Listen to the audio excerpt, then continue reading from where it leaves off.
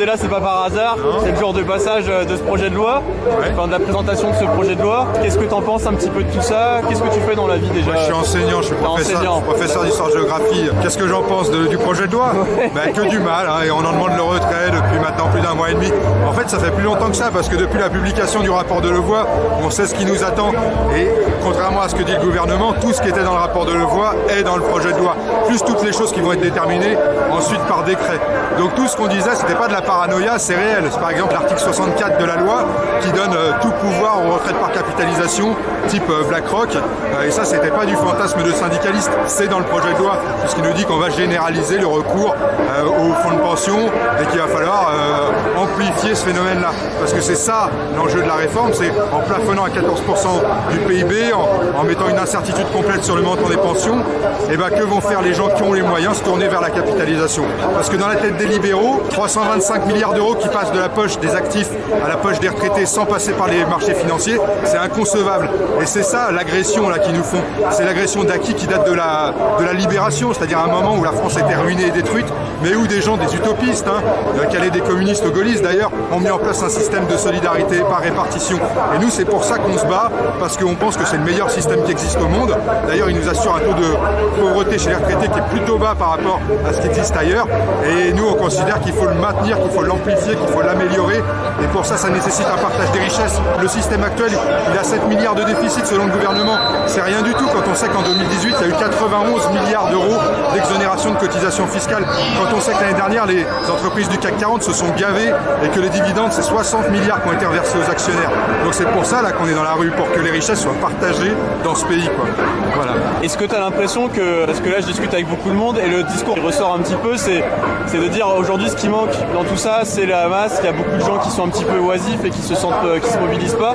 Est-ce que tu penses que c'est la masse? Est-ce que les nouvelles actions qu'on voit aussi avec des actions de déblocage sur des points clés, des cibles, etc. Est-ce que la lutte elle se joue plus là?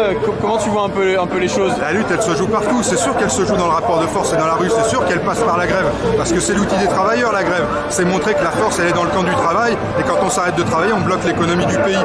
Mais on sait aussi qu'il y a eu tellement d'offensives du libéralisme depuis 40 ans pour détricoter tous les droits, pour casser le code du travail, pour individualiser les travailleurs, du privé en particulier.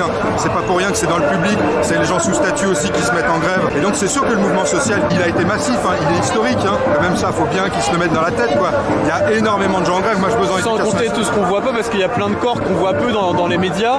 On parle beaucoup de la grève des transports, mais on parle trop peu des enseignants, on parle trop peu des pompiers. Moi, j'ai vu des gens du BTP, on parle trop peu de tout ça. On parle de la CGT Énergie qui a fait beaucoup d'actions aussi. Il y a vraiment de tout le monde. On a même vu les militaires se prononcer en disant qu'ils étaient contre cette réforme. Oui, mais tu as tout à fait raison de dire qu'il y a une propagande médiatique.